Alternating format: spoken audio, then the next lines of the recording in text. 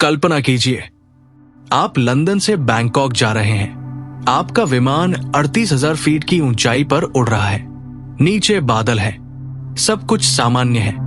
लेकिन अचानक विमान का केबिन प्रेशर फेल हो जाता है। अब पायलट के पास केवल कुछ मिनट है। उसे विमान को तेजी से नीचे लाना होगा।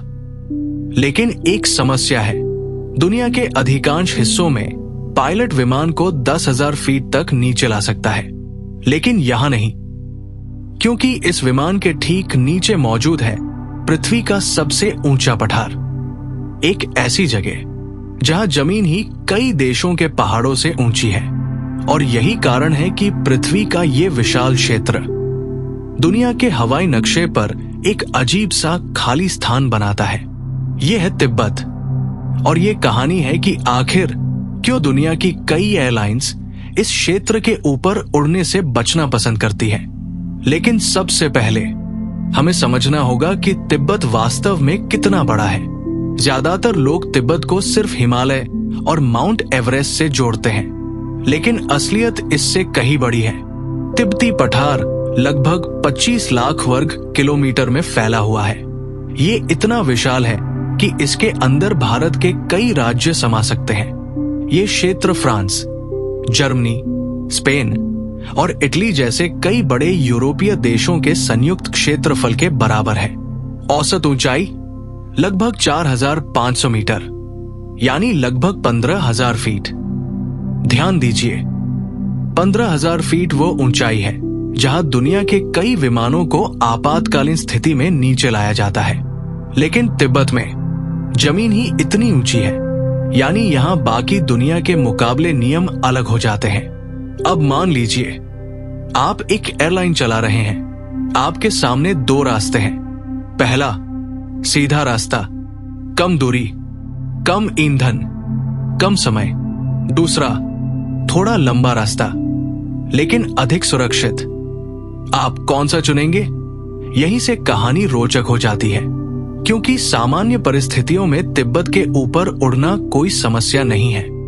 आधुनिक जेट विमान 35,000 से 40,000 फीट की ऊंचाई पर आराम से उड़ते हैं। समस्या तब शुरू होती है जब कुछ गलत हो जाए। यदि विमान में अचानक दबाव कम हो जाए तो यात्रियों को ऑक्सीजन की जरूरत पड़ सकती है। ऐसी स्थिति में पायलट विमान को तेजी से नीचे लाता है, लेकिन तिब्बत के ऊपर नीचे आने की गुंजाइश सीमित हो सकती है। और यहीं पर तिब्बत दुनिया के बाकी हिस्सों से अलग हो जाता है। लेकिन पहाड़ ही पूरी कहानी नहीं है। एक और समस्या है, एयरपोर्ट। दुनिया के व्यस्त हवाई मार्गों में आप शायद ही कभी किसी एयरपोर्ट से बहुत दूर होते हैं, लेकिन तिब्बत के विशाल हिस्सों में सैकड़ों किलोमीटर तक कोई बड़ा वैकल्पिक एयरपोर्ट नहीं हो सकता। कुछ क्षेत्रों में निकटतम उपयुक्त वैकल्पिक एयरपोर्ट सैकड़ों किलोमीटर दूर हो सकता है। अगर किसी विमान को तुरंत उतरना पड़े तो विकल्प सीमित हो सकते हैं। और फिर आता है मौसम।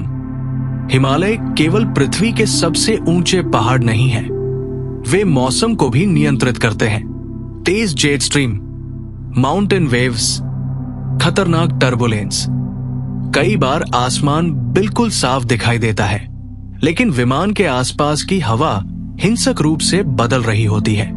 और यही चीज पायलटों को अतिरिक्त सावधानी बरतने पर मजबूर करती है।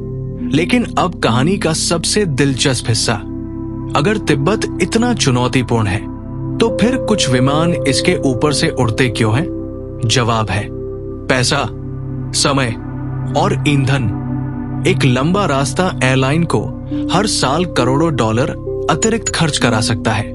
इसलिए कुछ रूट्स में एयरलाइंस जोखिम और लाभ का संतुलन बनाती है। कहीं वे तिब्बत को पार करती है, कहीं वे उससे बचती है। लेकिन शायद सबसे बड़ा रहस्य विमान नहीं है, बल्कि स्वयं तिब्बत है। क्योंकि अगर तिब्बती पठार मौजूद न होता तो एशिया का मौसम पूरी तरह अलग हो सकता था। भारत का मानसून बदल सकता था, चीन की कृषि बदल सकती थी, अरबों लोगों का जीवन प्रभावित हो सकता था। दूसरे शब्दों में, तिब्बत सिर्फ विमानों के रास्ते तय नहीं करता, ये पूरे महाद्वीप का भविष्य प्रभावित करता है। तो क्या तिब्बत के ऊपर उड़ना असंभव है? नहीं। क्या ये प्रतिबंधित है? नहीं। लेकिन क्या ये पृथ्वी के सबसे चुनौतीपूर्ण हवाई क्षेत्रों में से एक है? बिल्कुल, क्योंकि यहां समस्या सिर्फ आसमान में नहीं है, समस्या नीचे मौजूद भूगोल है। और यही हमें एक बार फिर याद दिलाता है कि आज भी दुनिया पर सबसे बड़ा नियंत्रण तकनीक का नहीं, भूगोल का है।